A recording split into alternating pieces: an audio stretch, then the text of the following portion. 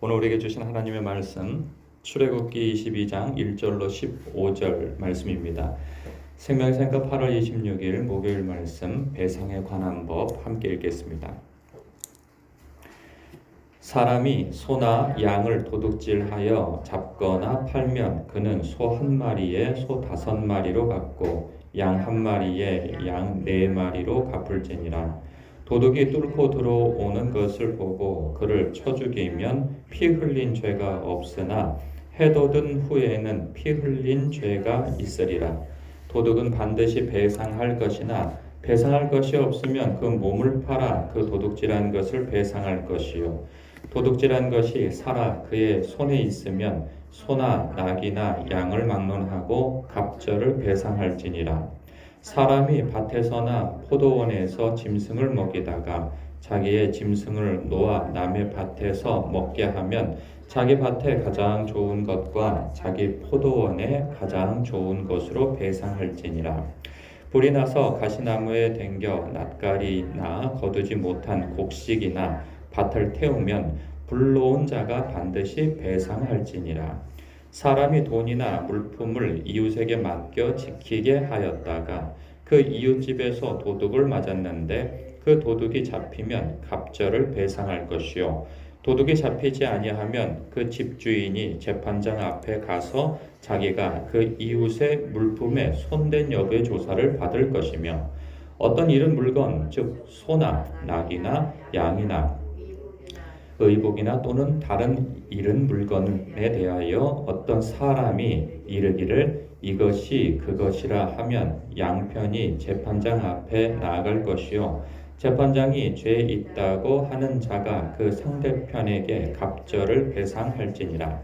사람이 낙이나 소나 양이나 다른 짐승을 이웃에게 맡겨 지키게 하였다가 죽거나 상하거나 끌려가도 본 사람이 없으면 두 사람 사이에 맡은 자가 이웃의 것에 손을 대지 아니하였다고 여호와께 맹세할 것이요.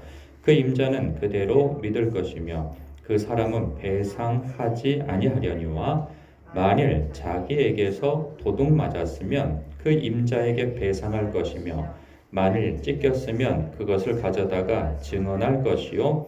그 찢긴 것에 대하여 배상하지 아니할지니라. 만일 이웃에게 빌려온 것이 그 임자가 함께 있지 아니할 때에 배상하거나 죽으면 반드시 배상하려니와 그 임자가 그것과 함께 있었으면 배상하지 아니할지니라. 만일 새 낸 것이면 새로 족하니라. 아멘. 새벽에 다뤄야 할 본문치고는 굉장히 길어요. 이 말씀을 여러분 다 해석해 드린다고 해서 이거 그리고 특별히 읽어보면 알 내용이지 이걸 뭐 해석할 필요는 없을 것 같습니다.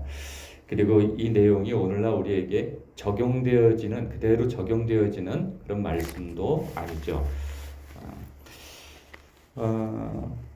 이런 생각을 해봅니다. 이 특수한 경우를 제외하고는 우리 중에 누구도 이 일반 법규를 공부하고 세상을 살지는 않죠. 그래도 별 문제 없이 사는 것은 사람들이 저마다 이 양심과 상식 속에서 살아가기 때문입니다. 그 양식과 상식 테두리 안에서 살아가면 큰 문제가 없습니다. 그런데 이제 우리 믿는 사람들 같은 경우에는 그 양식과 상식에서 좀 더 고차원적인 그런 의식을 갖죠. 그것은 하나님의 임재 의식입니다. 그러니까 하나님을 생각하며 살기 때문에 우리가 하나님의 말씀에 따라서 하나님이 우리에게 이러한 것을 요구하셨지라고 하는 생각의 테두리 속에서 우리는 살아간단 말이죠. 오늘 본문을 보면 크게 보면은 이게 형사소송에 관련된 거하고 민사소송에 관련되어진 게 있어요. 형사소송에 관련되어진 거라고 한다면 1절부터 한 4절까지의 내용입니다. 이게 도둑질한 사건에서 이제 도둑질한 것은 뭐 민사소송에 들어가지는 않죠. 이건 형사소송에 들어가는 건데 여기서 조금 이렇게 이게 주목해서 볼 만한 게 2절과 3절이에요. 도둑이 뚫고 들어오는 것을 보고 그를 쳐 죽이면 피 흘린 죄가 없다고 그래요.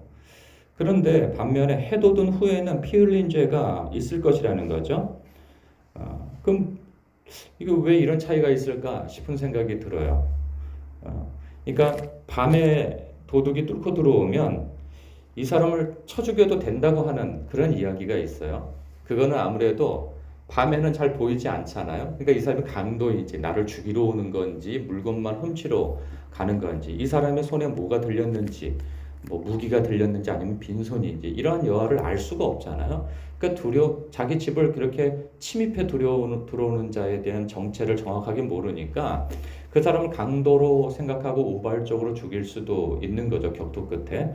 그런 부분에 있어서는 정당방위가 이렇게 인정이 되어지는데 이제 해돋은 후에는 상대방이 어떤 뭐 나보다 힘이 센지 적은지 손에 무기가 들었는지 아니면 도둑인지 강도인지 어느 정도 식별이 된다는 거죠. 그리고 격투를 하다 보면 이 사람이 나보다 약한 사람일 수도 있고 뭐 그런 것들이 판별되니까 그런 부분에 있어서는 과잉 방어하지 않는 선 안에서 문제를 해결해야 된다 하는 의미가 있습니다. 그 오늘날도 이 비슷한 사건이 있어요. 몇 년 전에 보니까 뉴스에서 그런 얘기가 있었어요. 집에 침입해 들어온 도둑이 있었는데 이게 20대의 사람이 집에 귀가해서 불을 켰는데 맞닥뜨린 거죠. 도둑과. 그러한 격투가 벌어졌어요. 근데 사실 도둑은 싸울 의사가 없이 도망가려고 했는데 나이도 50대더라고요. 도망가다가 이제 붙잡힌 거죠. 그런데 붙잡혀서 별 저항도 안 했는데 이제 이 집주인이 20대 혈기왕성하잖아요. 그러니까 막 두들겨 패고 발길질하고 그래서 이 사람이 뇌사 상태가 돼 버렸어요. 이게 어떻게 됐을까요? 도둑이라서 뭐 이렇게 그 자기 방어 차원에서 정당방위 차원에서 그렇게 했다고 주장을 하지만 법원에서는 받아들여지지 않았습니다. 오히려 피해자였던 그 집주인이 가해자가 되어져 가지고 1년 6개월의 형을 집행을 받은 사례가 있습니다. 이런 사례가 몇 번 있어요. 비슷한 사례들이. 그러니까 오히려 미국 같은 경우에는 쏴 죽여도 되잖아요. 거기는. 근데 우리나라 같은 경우는 철저하게 이 생명을 어찌하든지 보호하려고 하는 차원 그리고 과도하게 이렇게 방어 차원에서 사람을 가해하는 이러한 일에 있어서 스스로 복수를 하는 것들을 어찌하든지 막으려고 하는 그러한 최소한의 경계선을 두고 있는데 성경에서도 보면 이 정신은 비슷하다는 생각이 듭니다. 하나님께서 하나님의 모양과 형상대로 빚어진 사람들에 대하여서 지금까지 율법의 내용을 보면 굉장히 존중하고 어쨌든 간에 그 생명을 귀중하게 여길 것에 대해서 말씀하고 있어요. 그러면 이제 이런 부분에 있어서 우리는 어떻게 처신할까? 이런 일이 없기를 바라야 되겠죠. 그리고 또 민사소송에 해당하는 이러한 내용들이 5절서부터 15절까지의 내용이 있는데 이 내용도 마찬가지입니다. 이러한 것들은 하나님의 말씀에 따르면 내가 대접받고자 하는 대로 남을 대접하라 하는 말씀 속에서 그 바운더리 안에서 생각해 보아야 할 문제라는 생각이 듭니다. 왜냐하면 그런 거죠. 사람이요. 내가 어떤 손해를 입은 쪽에 서 있다면 사람은 굉장히 이 상식과 그리고 이 분별력이 있죠. 그렇지 않습니까? 내가 손해본 입장이라면 어떻게 배상을 받아야 된다는 것에 대해서 굉장히 명료합니다. 뭐 법 공부를 하지 않아도 상식적으로 내가 이렇게 부당하게 손해를 봤으니 당신이 이렇게 나에게 보상을 해줘야 된다라고 하는 것에 대해서는 굉장히 이렇게 분별력이 있죠. 근데 이것을 입장을 바꿔서 생각을 해보라는 거죠. 성경은. 예수님께서도 그러잖아요. 내가 대접을 받고자 하는 대로 남을 대접하라고.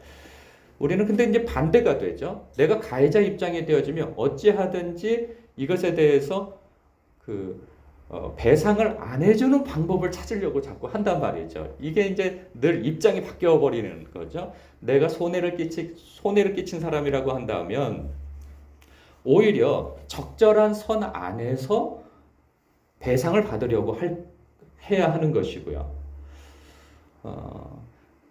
또한 내가 상대방에게 어떤 손해를 끼친 사람이라고 한다면 입장을 바꿔서 내가 받고자 하는 대로 해줘야 하는 것이죠. 이게 이 사건은 이방 나라에서 벌어질 사건들이 아니에요. 하나님의 백성, 하나님의 나라 안에서 하나님의 백성들 사이에서 일어나는 분쟁들인 것이죠. 역시나 우리도 마찬가지입니다. 이 세상을 살아갈 때 우리 믿는 사람들이 가져야 할 기본적인 어떤 법 질서를 지켜야 하지만 그 법 질서에 녹아져 있는 법 정신, 더 녹아져 있는 하나님의 나라에서 우리는 하나님의 백성이요 하나님의 나라를 살아가고 있잖아요. 그 법 정신보다도 더 이렇게 고차원적인 하나님의 나라의 질서, 하나님의 뜻 안에서 우리는 또 생각해야 한다고 하는 그런 것이 있죠. 그랬을 때 우리는 어떤 분쟁이 생겼을 때 우리 주님이라면 어떻게 선택을 하실까? 그리고 우리 주님께서 기뻐할 만한 일처리는 무엇일까?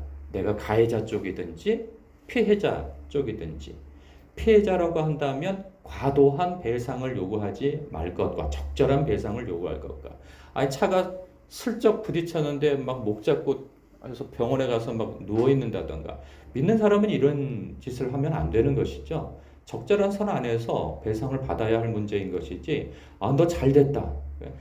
자동차 옆에가 이렇게 기스가 많이 나고 좀 찌그러져 있고 그랬는데, 아, 저거 좀 고쳤으면 좋겠는데, 아, 돈이 없네. 하고 있는데, 마침 누가 문콕을 했다던가 아니면 살짝 스치고 지나갔는데, 그 김에 그걸 다 고치려고 한다든가 하는 이런 심보를 가지면 안 된다 하는 것이죠.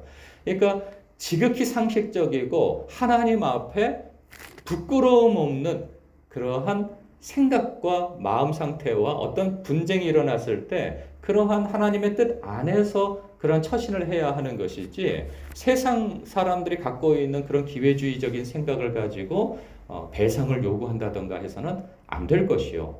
또 반대로 내가 가해자 입장에서 가령 믿는 사람이라고, 같이 믿는 사람이라고 할 때 상대방이 믿는 사람이라고 해서 아이 뭐 이렇게 하나님 믿는 사람이 이런 거는 좀 사랑으로 덮어주고 사랑으로 이렇게 좀 탕감해주고 사랑으로 이렇게 해서는 안 되는 거죠. 그것은 상대방에게 그 상대방의 처분과 신앙에 맡겨야 할 문제인 것이지, 내가 할 말과 상대방이 할 말을 구분 못하고, 아, 믿는 사람이니까 이렇게 해줘야 하는 거 아닙니까? 우리는 형제 아닙니까? 아니, 하나님 안에서 하나님께서 용서해 주라고 하고 탕감해 주라고 그러는데, 아유, 그래서 되겠습니까? 이런 태도는 또 안 되는 것이죠. 내가 해야 할 도리는 해야 하는 것이고, 상대방이 그것을 이렇게 배려해 줬을 때에는 감사하게 여길 문제인 것이죠. 그래서 저마다 자기 위치에서 하나님의 뜻 안에서 우리가 적절한 배상도, 적절한 그리고 그 손해배상도 받을 수 있는 그러한 사람들이 되기를 정말 바랍니다. 그런데 바라옵기는 이러한 시험이 있지 않기를 기도할 뿐입니다. 이러한 일이 있어서 서로 얼굴 붉히고 너무 이렇게 마음 상하고 하는 일이 없기를 바라는 마음에서 오늘도 주님, 우리를 시험에 들게 하지 마옵시고 다만 악에서 구원하옵소서, 그렇게 기도할 뿐입니다. 기도하겠습니다.